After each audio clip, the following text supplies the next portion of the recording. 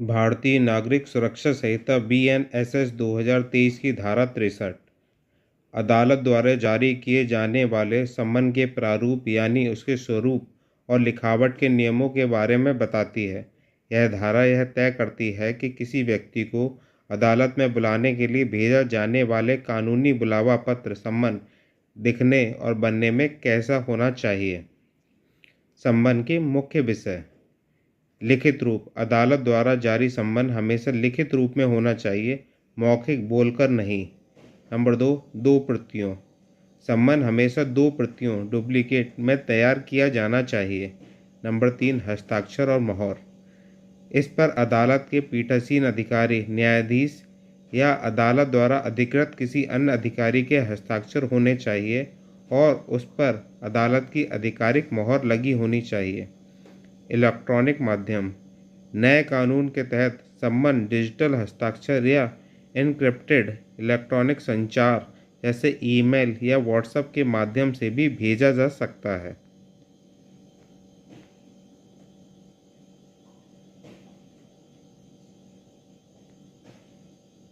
भारतीय नागरिक सुरक्षा संहिता 2023 BNSS की धारा 64।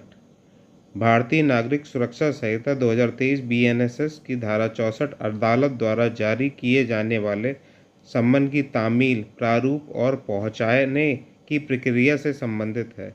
यह बताती है कि अदालत का बुलावा सम्मन संबंधित व्यक्ति तक कैसे पहुंचाया जाएगा।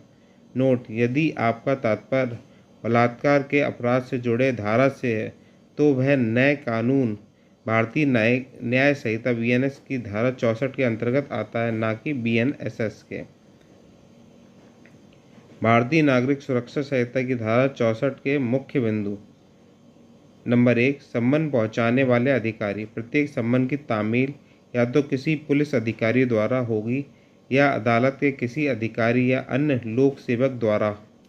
नंबर 2, डिजिटल और आधुनिक रिकॉर्ड। इसमें प्रावधान है कि पुलिस थाने या अदालत के रजिस्ट्रार के पास संबंधित व्यक्ति का पता, ईमेल आईडी, फ़ोन नंबर और अन्य विवरण दर्ज करने के लिए एक रजिस्टर रखा जाएगा। उदाहरण के रूप में इसे समझते हैं। यदि मुंबई की एक अदालत में किसी मामले के सिलसिले में रवि नाम के व्यक्ति की उपस्थिति आवश्यक है तो अदालत रवि के नाम पर सम्मन जारी करती है। तामील की प्रक्रिया। भारतीय नागरिक सुरक्षा संहिता BNSS की धारा 64 के तहत स्थानीय पुलिस स्टेशन का एक अधिकारी रवि के घर जाता है, उसे सम्मन की प्रति सौंपता है और उसकी प्राप्ति पर रवि के हस्ताक्षर स्वीकृति लेता है। इसके बाद अधिकारी थाने के रजिस्टर में उसकी आधिकारिक प्रविष्टि करता है।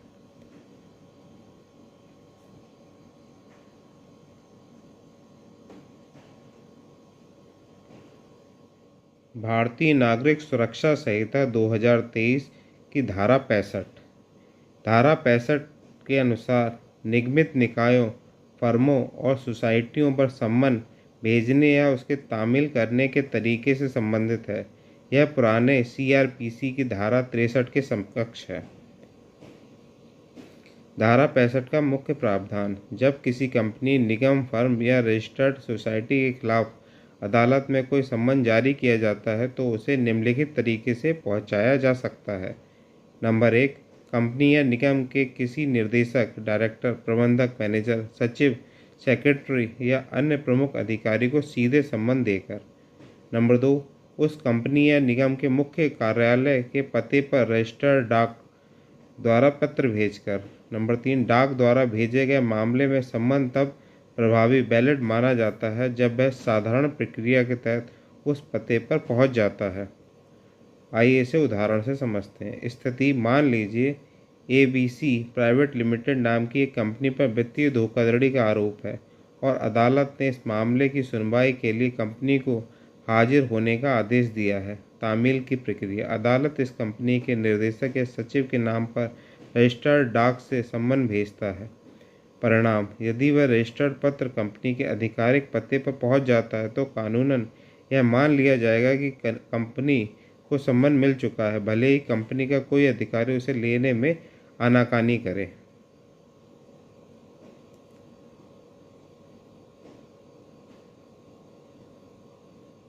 भारतीय नागरिक सुरक्षा संहिता 2023 बीएनएसएस की धारा 66 के अनुसार यदि अदालत द्वारा बुलाया गया व्यक्ति उचित सावधानी बरतने के बाद भी नहीं मिलता है तो समन की एक प्रति उसके साथ रहने वाले परिवार के किसी वयस्क सदस्य को देकर तामील कराई जा सकती है।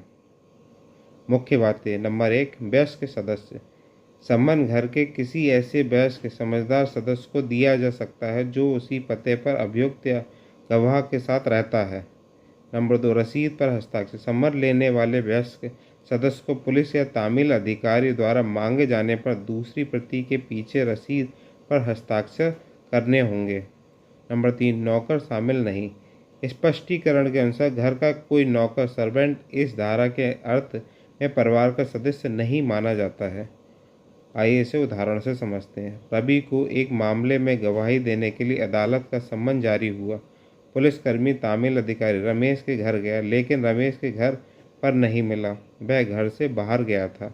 ऐसी स्थिति में पुलिसकर्मी ने सम्मन की एक प्रति रमेश की पत्नी, जो एक वयस्क है और उसके साथ उसी घर में रहती है, को दे दी। रमेश की पत्नी ने अधिकारी द्वारा मांगे जाने पर सम्मन की दूसरी प्रति के पीछे अपने हस्ताक्षर कर दिए। कानून की नज़र में यह सम्मन वैध रूप से तामील माना जाएगा, भले ही वह सीधे रमेश को ही नहीं मिला है।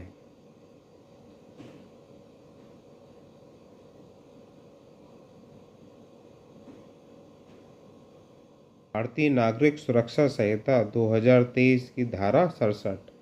भारतीय नागरिक सुरक्षा संहिता वीएनएसएस 2023 की धारा 67, जो पुरानी सीआरपीसी की धारा 65 के समकक्ष है, यह बताती है कि जब किसी व्यक्ति को अदालत का सम्मन सामान्य तरीकों, व्यक्तिगत रूप से देने, परिवार के वयस्क सदस्य को देने आदि से पूरी कोशिश करने के बाद भी नहीं दिया जा सके, तब सम्मन पहुंचाने वाला अधिकारी क्या कदम उठाएगा।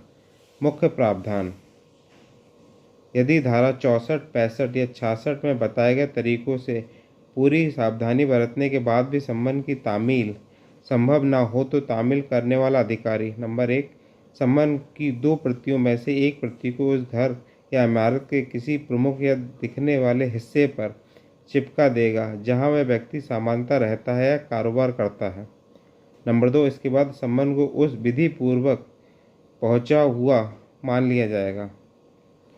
आइए इसे उदाहरण से समझते हैं। परिदृश्य। रमेश के खिलाफ अदालत में एक मामला है और पुलिस उसके पते पर सम्मन लेकर जाती है। रमेश घर का दरवाज़ा बंद करके शहर में बाहर चला जाता है और सम्मन लेने से बच जाता है। प्रक्रिया। पुलिस अधिकारी पूरी कोशिश, सम्यक तत्परता करता है कि रमेश या उसके परिवार को सीधे सम्मन दिया जा सके, पर वे नहीं मिलते। धारा 67 का उपयोग। ऐसे में अधिकारी विवश होकर सम्मन की एक कॉपी रमेश के घर में मुख्य दरवाजे या बाहरी दरवाजे जैसे साफ दिखने वाली जगह पर चिपका देता है। इसे कानूनी रूप से सम्मन की तामील मान लिया जाता है।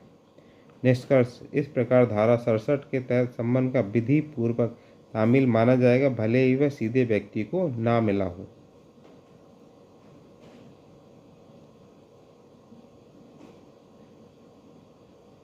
भारतीय नागरिक सुरक्षा संहिता 2023 बीएनएसएस की धारा 68। भारतीय नागरिक सुरक्षा संहिता बीएनएसएस की धारा 68 सरकारी सेवा में कार्यरत किसी व्यक्ति पर अदालत का सम्मन भेजने की प्रक्रिया बताती है। जब अदालत किसी सरकारी सेवक को गवाह या आरोपी के रूप में बुलाती है तो सम्मन सीधे उस कर्मचारी को भेजने के बजाय उसके विभाग के मुखिया हेड को 2 प्रतियों में भेजा जाता है। प्रमुख प्रति। प्रमुख बातें। नंबर 1, 2 प्रतियां। अदालत सम्मन की 2 प्रतियां संबंधित सरकारी कार्यालय के प्रमुख को भेजती है। नंबर 2, तामील की जिम्मेदारी। कार्यालय का प्रधान उस सम्मन को अपने कर्मचारी तक पहुंचाता है और नियमानुसार उसकी प्राप्ति सुनिश्चित करता है। नंबर 3, वापसी और हस्ताक्षर। कार्यालय प्रमुख सम्मन की दूसरी प्रति पर हस्ताक्षर और मोहर लगाकर अदालत को वापस भेजता है, जिसे सम्मन पहुंचने तामील का पक्का प्रमाण माना जाता है। आइए इसे उदाहरण से समझते हैं। स्थिति। राजेश दिल्ली में लोक निर्माण विभाग पीडब्ल्यूडी में एक सरकारी इंजीनियर है। अदालत को एक मामले में गवाही के लिए राजेश को की ज़रूरत है। प्रक्रिया। अदालत राजेश के नाम पर सीधे सम्मन भेजने के बजाय भारतीय नागरिक सुरक्षा संहिता की धारा 68 का उपयोग करते हुए सम्मन की 2 प्रतियां पीडब्ल्यूडी कार्यालय के प्रमुख अधिकारी हेड के पास भेजती हैं। परिणाम। पीडब्ल्यूडी का मुख्य अधिकारी राइस को सम्मान की जानकारी देता है और इसकी प्राप्ति पर हस्ताक्षर करता है, और दूसरी हस्ताक्षरित प्रति अदालत को सबूत के तौर पर वापस भेज देता है।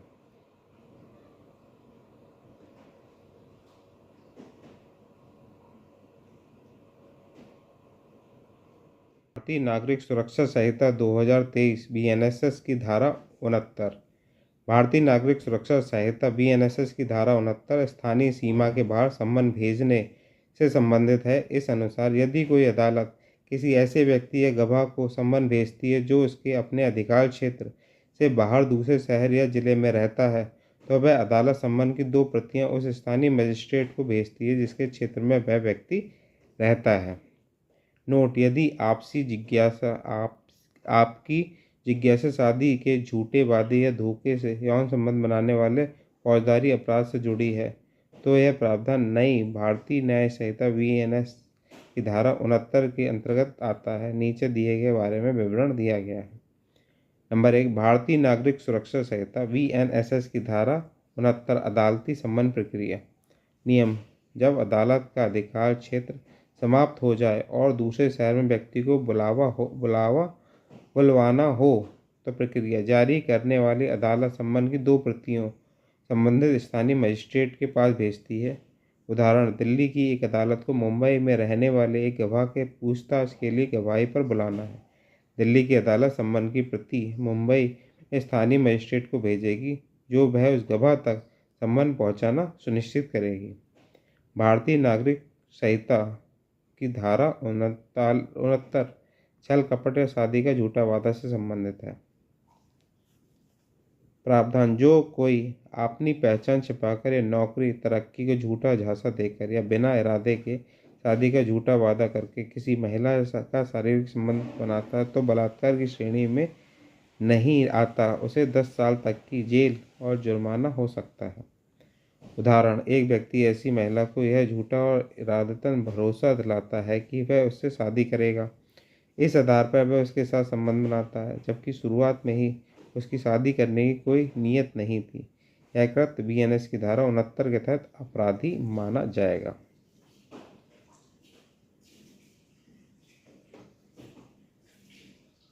भारतीय नागरिक सुरक्षा संहिता बीएनएसएस 2023 की धारा 70।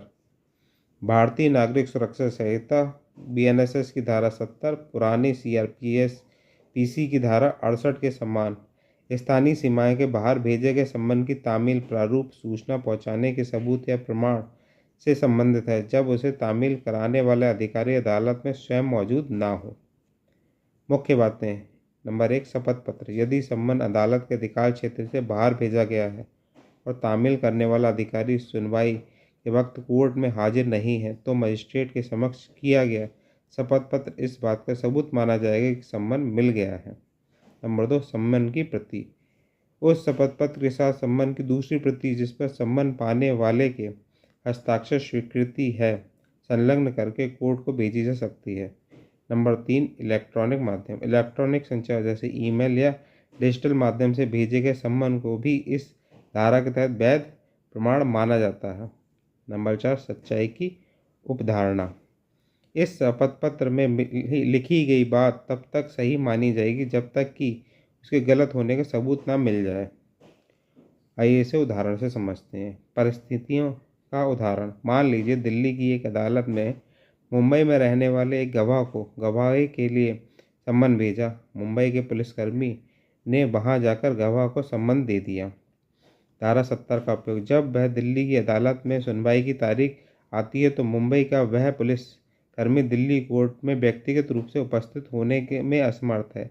ऐसी स्थिति में वह मुंबई के किसी स्थानीय मजिस्ट्रेट के सामने एक शपथ पत्र तैयार करता है और हस्ताक्षर करता है कि उसने नियमानुसार सम्मन गवाह को पहुंचा दिया है। मान्यता: इस शपथ पत्र और सम्मन की हस्ताक्षरित प्रति को दिल्ली अदालत में भेज दिया जाता है। अदालत इस शपथ पत्र को ही सम्मन पहुंचने का ठोस प्रमाण मान लेती है और पुलिसकर्मी को बार बार खुद उपस्थित होने की जरूरत नहीं पड़ती।